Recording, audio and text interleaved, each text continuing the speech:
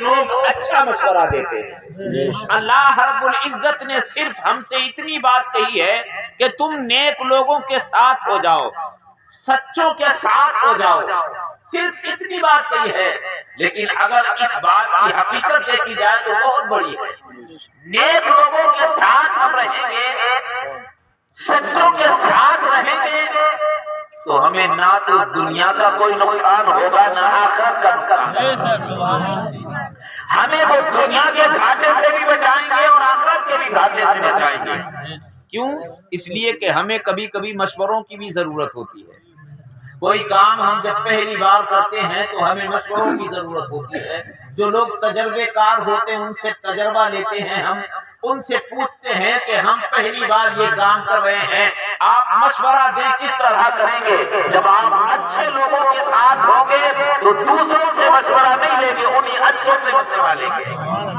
ان کے قدموں میں جا کے کہیں گے حضور یہ کام کرنے والا ہوں، مجھے ایکسپیرینس نہیں ہے، مجھے تجربہ نہیں ہے، آپ میری رہنمائی فرمائیں۔ تو وہ صرف آپ کو بتائیں گے نہیں بلکہ ہاتھ پکڑ کے آپ سے کام کرائیں گے۔ اس طرح چلو، وہ آپ کو راستہ بتائیں گے نہیں بلکہ وہ راستہ دکھانے والے دکھائیں گے آپ کو۔ سمجھ میں آئی ہے بات؟ دوستی کرو تو اچھے لوگوں سے، اچھا اچھے لوگوں سے دوستی ہوگی تو یقیناً کبھی کبھی اس کا بہت بڑا فائدہ ہوتا ہے، اور غلط لوگوں سے جب دوستی ہوگی آپ کا اٹھنا بیٹھنا، بھلے ہی آپ کتنے پرہیزگار ہوں، آپ نمازی ہوں، آپ بتائیے کوئی پرہیزگار انسان، کوئی نیک انسان کسی بیکار انسان سے گفتگو کرنے کو بھی تیار نہیں ہوتا، وہ راستہ بچا کے نکلتا ہے۔ کیوں؟ اس لیے کہ اس کے ساتھ رہنے میں نقصان ہی نقصان ہے۔ جب نیک لوگ ہوتے ہیں، جو ذی شعور لوگ ہوتے ہیں، عقل مند لوگ ہوتے ہیں، وہ ان کے ساتھ رہتے ہیں، اپنے کاموں میں ان سے مشورہ لیتے ہیں، تاکہ کیوں؟ اس لیے کہ ان کے مشورے میں فائدہ ہی فائدہ ہوگا۔ یہ تو رہا دنیا کا فائدہ، تو ہمیں اچھے مشورے دیں گے، غلط راستے سے بچائیں گے، یہ تو رہا صرف دنیا کا فائدہ۔ لیکن اللہ رب العزت نے اچھوں کے لیے جنت بنائی ہے، اچھوں کے لیے جنت بنائی ہے، اچھوں کے لیے رب نے جنت کو تیار کیا ہے۔ اس میں باغات ہیں، اس میں محلات ہیں، اس میں طرح طرح کے فروٹ ہیں، ہر نعمت اللہ رب العزت نے اس جنت میں رکھی ہے۔ یہ نیک لوگ جب آخرت میں جنت میں جائیں گے اللہ کے حکم سے تو اللہ رب العزت ان سے پوچھے گا بتاؤ تم میری جنت میں خوش ہو؟ مولا بہت خوش ہیں، بہت خوش ہیں، میری جنت میں نعمتیں جو پائی ہیں نعمتیں اچھی لگ رہی ہیں۔ تو رب فرمائے، وہ کہیں گے رب کائنات تو نے تو اپنی جنت میں ہر چیز رکھی ہے، اور یہاں ایسی ایسی نعمتیں ہیں کبھی تصور بھی نہیں کیا کہ ہمیں یہ نعمتیں ملیں گی، کبھی ہم نے سوچا بھی نہیں۔ یہاں وہ نعمتیں تو نے رکھی ہیں کہ ہم نے کبھی گمان بھی نہیں کیا کہ ایسی نعمتیں جنت میں ہوں گی۔ حضرات محترم، اللہ رب العزت فرمائے گا بتاؤ کوئی چیز باقی رہ گئی؟ میری جنت میں کچھ باقی ہے، کچھ کمی رہ گئی ہے، کوئی چیز ایسی بھی ہے جو آپ کو نہ ملی ہو؟ مولا یہاں تو ہمیں سب کچھ ملا ہے، ہر نعمت ملی ہے۔ اتنی نعمتیں جنت کی پانے کے بعد وہ خواہش ہی نہیں کریں گے کہ ہمیں کوئی دوسری نعمت ملے۔ رب فرمائے گا تمہیں ایک نعمت ابھی نہیں ملی ہے جس کا میں نے تم سے دنیا میں وعدہ کیا تھا، رب کائنات نے تم سے وعدہ کیا تھا۔ وہ نعمتیں دنیا کی دیکھیں گے، آخرت کی جنت کی نعمتیں دیکھیں گے تو بھول جائیں گے کہ رب نے ہم سے کوئی اور بھی وعدہ کیا تھا، اتنے خوشخونی میں ہو جائیں گے، انہی میں اتنی خوش ہوئیں گے، انہی نعمتوں میں۔ رب فرمائے گا ایک وعدہ میں تم سے اور کیا تھا، کہا وہ کون سا وعدہ کیا تھا، کس نعمت کا وعدہ کیا تھا؟ اے رب تو ہمیں یاد ہی نہیں ہے، تیری نعمتوں میں ہم اتنے خوش ہو گئے، اتنے خوش و خرم ہیں کہ ہمیں اب تو کچھ یاد ہی نہیں ہے، ہمیں صرف ہر طرف تیری نعمتیں نظر آ رہی ہیں۔ اے لوگوں تم ایک وعدہ جو میں نے کیا ہے وہ بھول گئے ہو، رب وہ کیا وعدہ ہے؟ تو پروردگار عالم فرمائے گا میں نے تم سے یہ وعدہ نہیں کیا تھا کہ جنت میں میں تمہیں اپنا دیدار کراؤں گا، میں تمہیں اپنا دیدار کراؤں گا؟ ہاں رب یاد آیا، تو نے وعدہ کیا تھا کہ جنت میں میں اپنا دیدار کراؤں گا، اور یہ سب سے بڑی نعمت ہوگی ان کے لیے، سب سے بڑی نعمت ہوگی۔ حضرات محترم، سب سے بڑی نعمت ہوگی جنت کی، اور ساری نعمتوں کو پانے کے بعد بندہ اس سب سے بڑی نعمت کو بھول جائے گا۔ آپ اندازہ لگاؤ، اسی لیے تو جن کی نظر میں وہ جنت آ جاتی ہے، اب وہ ان کا مسلح بچھا ہے تو پوری رات گزر گئی، اے مولا جنت چاہیے، پوری رات گزر گئی، سجدہ پورا نہیں ہوا۔ اسی لیے تو وہ دنیا کو چھوڑ کر ٹھوکر مار دیتے ہیں، تخت میں تاج اتار کے پھینک دیتے ہیں، پروردگار ہمیں یہ تخت اور سلطنت نہیں چاہیے، پروردگار ہمیں تو تیری نعمتیں چاہیے جو تو نے جنت میں رکھی۔ اسی لیے تو وہ پوری پوری رات اللہ کی عبادت کرتے تھے، گھروں کو چھوڑ کے جنگل میں نکل گئے، پوری زندگی گزار دی، کبھی گھاس کھا رہے ہیں، کبھی پتے کھا رہے ہیں، کبھی گٹھلیاں کھا رہے ہیں، کبھی پھلوں کے چھلکے اٹھا اٹھا کر راستوں میں سے اٹھا اٹھا کر پھلوں کے چھلکے کھا رہے ہیں۔ کیوں؟ اس لیے کہ انہیں ان پھلوں کے چھلکوں میں، ان پتوں میں، ان گھاس پھوس میں، ان گٹھلیوں میں انہیں جنت کی نعمتیں نظر آ رہی ہیں۔ بولا آج یہ کھائیں گے تو کل تو ہمیں اچھی نعمتیں عطا فرمائے گا۔ اور اللہ فرماتا ہے وَإِنَّ مَعَ الْعُسْرِ يُسْرًا، ہر پریشانی کے بعد آرام رکھا ہے۔ ہر پریشانی کے بعد رب نے آرام رکھا ہے۔ حضرات محترم، اسی لیے وہ نعمتیں مست ہوئی۔ اب رب تبارک و تعالیٰ فرمائے گا اور کوئی چیز تمہاری خوشی کو زیادہ کر سکتی ہے؟ رب فرمائے گا جو وعدہ دلایا رب نے کہ میں نے تم سے وعدہ کیا تھا کہ میں تمہیں اپنا دیدار کراؤں گا، کہاں رب یاد آیا تو رب فرمائے گا فرشتوں میرے اور ان کے درمیان جو پردہ پڑا ہے اسے اٹھا دو۔ اب انہیں رب کا دیدار بھی ہوگا۔ اب رب ان سے پوچھے گا بتاؤ تمہاری خوشی میں اور کوئی چیز اضافہ کر سکتی ہے؟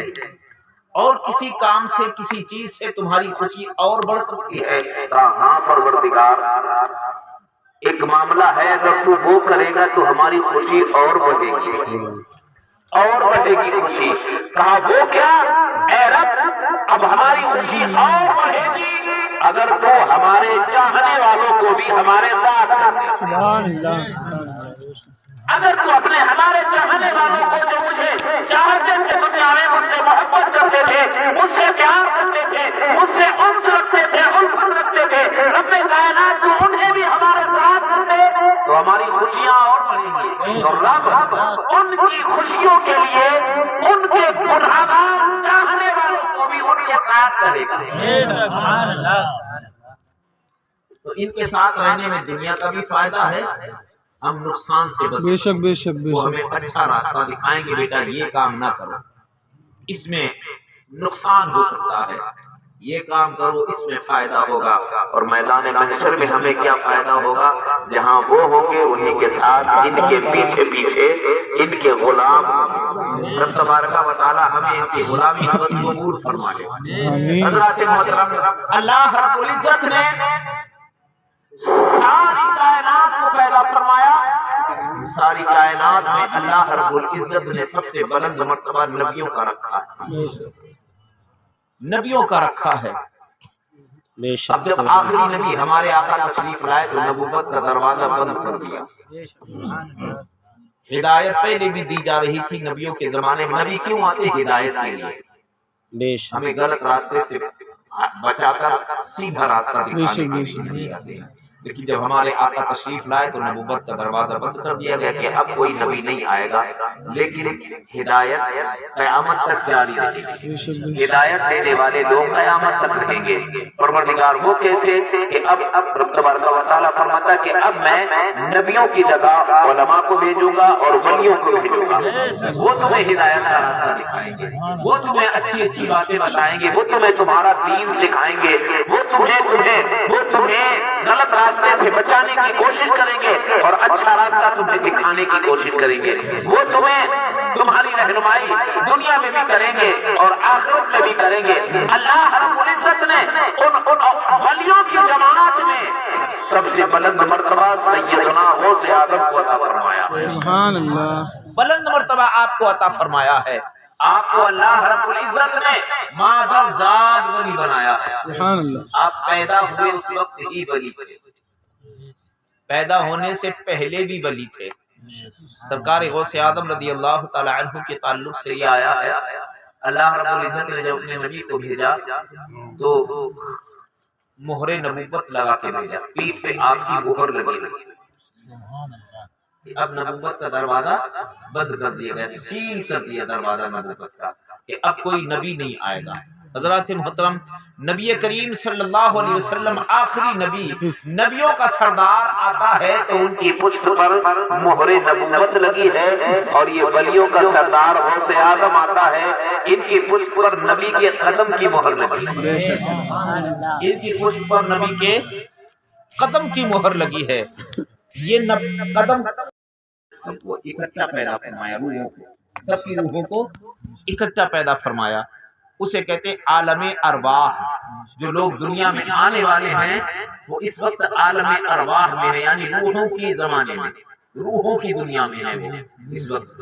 جب اللہ رب العزت چاہتا ہے کہ عالم ارواح سے کسی کو عالم دنیا میں بھیجے تو اللہ رب العزت اپنی قدرت سے ماں کے شکم میں ایک بچے کی صورت تیار کرتا ہے, جس کے تعلق سے رب تبارک و تعالیٰ فرماتا ہے وَالَّذِي يُصَوِّرُكُمْ فِي الْأَرْحَامِ كَيْفَ يَشَاءُ. رب وہ ہے, پروردگار وہ ہے جو تمہاری تصویریں بناتا ہے ماؤں کے پیٹوں کے اندر. اس نے ایک انسانی شکل ڈیزائن کر دی اور وہاں سے روح اٹھائی اور اس میں سے وقت کر دی. اب وہ دنیا میں آ گیا, دنیا میں آ گیا. حضرات محترم, تو تمام انسانوں کی روحیں جو آنے والے ہیں وہ بھی آج موجود ہیں. جو آ چکے ہیں وہ عالم برزخ میں پہنچ گئی ہیں, وہ بھی روحیں موجود ہیں. یعنی جو قبرستان میں جنہیں ہم نے دفن کر دیا ہے ان کا جسم تو گل گیا, ان کے ہاتھ پیر تو ختم ہو گئے, لیکن ان کی روحیں آج بھی موجود ہیں. تو پچھلی روحیں بھی موجود ہیں اور جو روحیں آ چکی ہیں وہ انتقال کر گئے ہیں لوگ, ان کی روحیں بھی موجود ہیں. انہی روحوں کو اللہ رب العزت قیامت کے دن پھر سے سارے جسموں میں ڈالے گا, تمام لوگوں کو اٹھائے گا. اللہ رب العزت نے تمام روحوں کو پہلے پیدا فرما دیا. اب جب میرے آقا صلی اللہ علیہ وسلم مکے کی سرزمین پر پیدا ہوئے, آپ صلی اللہ علیہ وسلم جب معراج شریف کو تشریف لے گئے, معراج کو تشریف لے گئے, یہ نبی کریم صلی اللہ علیہ وسلم کا سب سے بڑا معجزہ تھا. آپ نے ابھی سنا کہ نبی کو اللہ رب العزت کتاب اور معجزے دے کر بھیجتا ہے. کیوں؟ اس لیے کہ کچھ لوگ سن کے مان لیتے ہیں اور کچھ دیکھ کے مانتے ہیں, لیکن بعض منحوس ایسے بھی ہوتے ہیں جو سن کے بھی نہیں مانتے اور دیکھ کے بھی نہیں مانتے. ابو جہل سنتا بھی تھا لیکن دیکھتا بھی تھا, لیکن الحمدللہ ہم نے صرف سن کے مانا ہے. اللہ رب العزت نے ہمیں بڑی شان عطا فرمائی ہے. پروردگار عالم نے ہمیں یہ توفیق دی ہے کہ پروردگار ہمیں تیرے محبوب سے معجزہ دیکھنے کی ضرورت نہیں ہے, صرف ہم نے سن لیا ہے کہ یہ تیرا رسول ہے تو ہم نے. اور اس محبوب نے یہ کہہ دیا کہ ہم نے اپنے رب کا دیدار کیا ہے. محبوب کے بتانے کا بھی انداز الگ ہے. ایک تو یہ کہ ہم نے سنی کوئی بات بتا دیا گیا. رب تبارک و تعالیٰ فرماتا ہے کہ میں اپنے محبوب کو نرالے انداز میں بھیج رہا ہوں. ان کے آنے کا انداز بھی الگ ہے, ان کی تبلیغ کا انداز بھی الگ ہے. سارے نبیوں نے فرشتوں کے ذریعے مجھے سنا ہے, سارے نبیوں نے صرف مجھے سنا ہے, لیکن معراج کی رات میں نے اپنے محبوب کو دیدار اپنا کرایا ہے. اس کے بعد میرا محبوب کہہ رہا ہے اے لوگوں دیکھو, عیسیٰ تمہیں اللہ رب العزت کے بارے میں عیسیٰ نے بتایا تو سن کے بتایا, موسیٰ نے بتایا تو سن کے بتایا, ابراہیم نے اللہ کے بارے میں تمہیں بتایا تو اللہ رب العزت کی وحدانیت کا اعلان کیا تو سن کے کیا, لیکن میں محبت देख के आया हूँ, फिर तुम्हें बता रहा हूँ। सुभान अल्लाह, सुभान अल्लाह। तो हमने रसूलुल्लाह की ये भी बात मान ली है। एक देखने वाले का कहा मान लिया, एक देखने वाले का कहा मान लिया है, इसलिए हमने तुझे खुदा मान लिया। अल्लाह रब्बुल इज्जत के प्यारे हबीब सल्लल्लाहु अलैहि वसल्लम सहने काबा में हैं, आराम फरमा रहे हैं। बाद रवायत में तो उम्मे हानी के घर, हजरत उम्मे हानी हजरत अली की वहाँ बहन है, इनके घर में आराम फरमा है, सहने काबा में है। बाद लोग इत्तिफाक इस बात पे करते हैं कि उनका घर ही सहने काबा में था, काबा के सहन में था, इसलिए दोनों बातें सही हैं, उनके घर हो या सहने काबा में। अल्लाह रब्बुल इज्जत ने हुक्म दिया कि जाओ बुराक ले जाओ जिब्रील से और मेरे महबूब को लेकर आओ, मैं अपना दीदार कराऊंगा। तवज्जो दें, बड़ी अच्छी बात मेरे ज़हन में आई है। अल्लाह रब्बुल इज्जत ने फरमाया जाओ जिब्रील बुराक ले जाओ, मेरे महबूब को बुला के लाओ। रात कौन सी थी? 27वीं। ज़्यादातर उलमा का इत्तिफाक इसी पर कि 27वीं शब थी। 27वीं शब में चांद होता है? नहीं होता, अंधेरी रात होती है। जिब्रील अमीन ने 70,000 फरिश्तों की फौज ली और जन्नत से कंदीलों का इंतजाम किया, लाइनों का, रोशनी का इंतजाम किया। रब तबारक व तआला ने देखा कि फरिश्ते जन्नत से कंदील ले रहे हैं। रब ने पूछा जिब्रील क्या कर रहे हो? कहा तेरे महबूब को लेने जा रहे हैं, जन्नत से रोशनी के लिए कंदील ले जाएंगे। अंधेरी रात है परवरदिगार, तेरे महबूब को क्या अंधेरे में लेके आएंगे? रब तबारक व तआला ने फरमाया जिब्रील मैंने अपने महबूब को बड़ा नूर वाला बनाया है और मैंने अपने नूर से बनाया है, अपने नूर से। और नबी का नूर क्या है आप अंदाजा लगाएं। अल्लाह रब्बुल इज्जत ने नूर के 100 हिस्से बनाए, 100 हिस्से। नबी के जमाल को देखें आप, नबी मुअज़्ज़म सल्लल्लाहु अलैहि वसल्लम की जमाल को देखें। अल्लाह रब्बुल इज्जत ने नूर के 100 हिस्से बनाए, उनमें से 99 हिस्सा अपने महबूब को दिया है। 99 हिस्से अपने महबूब को अता किए हैं। और जो कहते हैं हुस्ने यूसुफ पे कटे मिस्र में अंगुष्ठे जना, सर कटाते हैं तेरे नाम पर मर्दाने अरब। हजरत यूसुफ अलैहिस्सलाम का हुस्न बहुत मशहूर है, लेकिन मेरे नबी का नूर देखिए। अल्लाह रब्बुल इज्जत ने 99 हिस्सा नूर अपने महबूब को दिया है, बचा एक हिस्सा। 100 में से 1% बचा, 99% अपने महबूब को दिया है। और उस 99 में से जब 1% बचा, उसमें से आधा हजरत यूसुफ को दिया है। उसमें से आधा %, 0.50, इतना नूर आधा दिया है। तब हजरत यूसुफ अलैहिस्सलाम की जमाल का आलम क्या है कि आपके हुस्न और जमाल को देखकर मिस्र की औरतों ने उंगलियां काट ली नींबू की बजाय। आप अंदाजा लगाएं कि जिसको सिर्फ आधा 50% मिला हो, आधा % नूर मिला हो, उसके हुस्न का ये आलम है। जिसको 99% मिला है, उसके हुस्न का अंदाजा कौन लगाएगा? अब आपको मानना पड़ेगा कि जो सुबह को सूरज निकलता है ये वही हुस्न है, वहीं से भीख लेके आता है। रात में चांद निकलता है, ये भी वहीं से भीख लेके आता है। आसमानों में सितारे चमकते हैं, ये भी वहीं से भीख लेके आते हैं। और यहाँ तक किसी ने कह दिया है चांद से तस्बीह देना, ये भी क्या इंसाफ है? चांद में तो दाग है और उनका चेहरा साफ है। और किसी ने कहा चांद की तरह उनको हम कहें तो मुजरिम। चांद की तरह उनको हम कहें तो मुजरिम है, क्योंकि उनकी चौखट पर चांद खुद भिखारी है। क्योंकि उनकी चौखट पर चांद खुद सवाली है। फरिश्तों क्या कर रहे हो कि तेरे महबूब को लेने जाना है। जन्नत से किंदीले लाइट रोशनी का इंतजाम लेके जा रहे हैं, उसमें लेके आएंगे।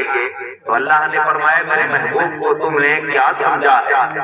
मैंने अपने महबूब को 99% नूर दिया है। मैंने अपने महबूब को अपने नूर से बनाकर 70,000 पर्दे डाल दिए हैं।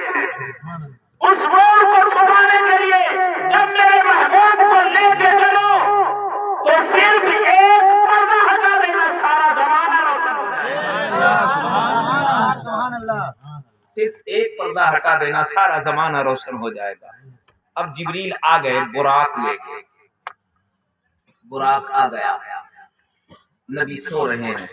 आप जानते कि जिब्रील अमीन ने अपने लब नबी के तलवों पे लगाया, अपने लब ठंडक महसूस की। सरकार दो आलम के तलवों में जब हजरत जिब्रील के लब लगे तो ठंडक महसूस हुई। मेरे आका जाग गए, बेदार हो गए, और वो जाहिरन सो रहे थे, हालांकि वो आज भी बेदार, आज भी जाग रहे हैं। हजरत मोहतरम नबी कभी सोता नहीं है, हजरत हर वक्त जागता रहता है।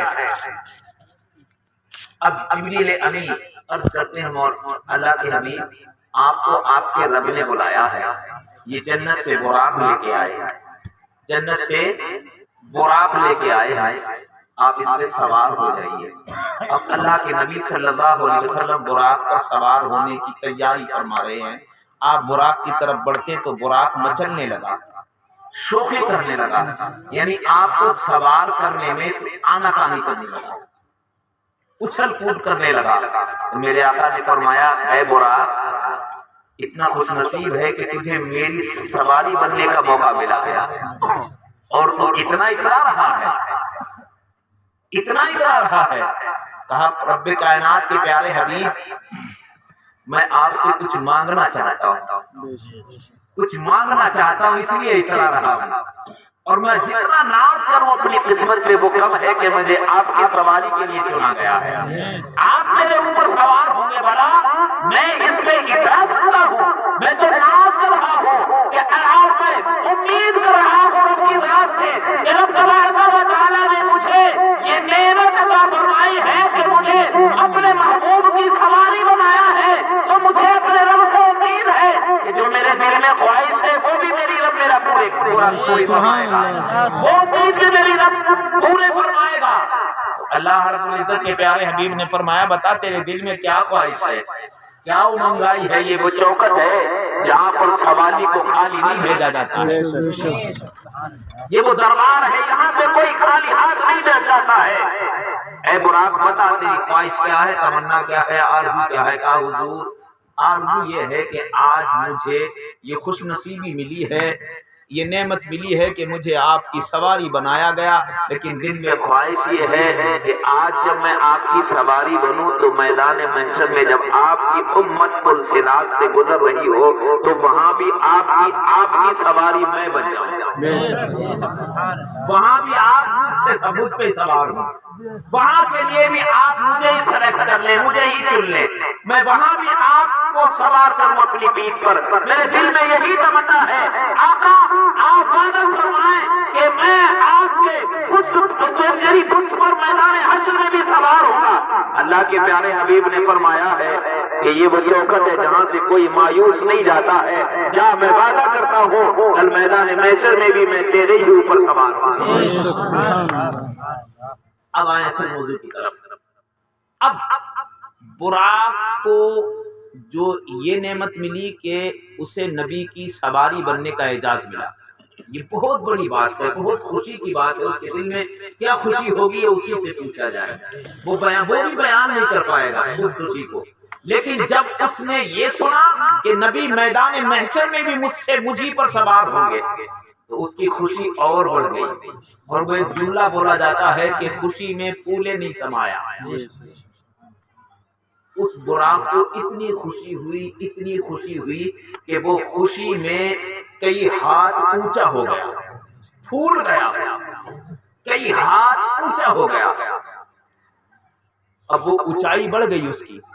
नबी मुअज्जम सल्लल्लाहु अलैहि वसल्लम उस पर सवार होना चाहते हैं, لیکن اونچائی بڑی ہوئی ہے، آقا دو عالم سباق تو ہو جاتے ہیں، لیکن میرے آقا کو اللہ رب العزت نے مالک اور مختار بنایا ہے، وہ جس طرح چاہتے اس پہ سوار ہو جاتے ہیں۔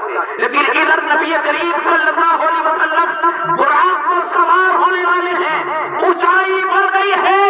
اللہ رب العزت نے نبی کے معراج جانے سے پہلے ہی حضرت غوث اعظم کی روح کو بھی پیدا فرما دیا تھا، اور وہ روح وہاں سے چلی حرم کعبہ میں آئی۔ اے نبی، براق اونچا ہے، آپ کو چڑھنے میں تکلیف ہوگی، میں عبد القادر کی روحانی شکل میں ہوں، میں اپنی پشت کو جھکاتا ہوں، آپ میرے اوپر قدم رکھ لیں اور براق میں چل جائیں۔ سبحان اللہ سبحان اللہ سبحان آپ میرے اوپر قدم رکھ کے براق میں سوار ہو جائے۔ اللہ کے پیارے حبیب سرور کونین صلی اللہ علیہ وسلم نے غوث اعظم جو امیر روحانی عالم ارواح میں ہیں، آپ کی مقدس پیٹھ پر اپنا مبارک قدم رکھا، آپ براق کی پشت پر سوار ہو گئے۔ ادھر نبی نے نبی کے قدم کو سرکار غوث اعظم نے اپنی گردن پہ لیا، اپنی گردن پہ لیا، تو اللہ رب العزت نے سارے ولیوں کی گردن پہ بے شک سبحان اللہ سبحان اللہ سبحان اللہ سبحان اللہ قدم گردن اولیاء پر ہے تیرا، تو ہے رب کا ایسا ولی غوث اعظم۔ قدم گردن اولیاء پر ہے تیرا، تو ہے رب کا ایسا ولی غوث اعظم۔ سمجھ میں آیا کہ نبی کا قدم آپ کی پشت پر کیسے ہے؟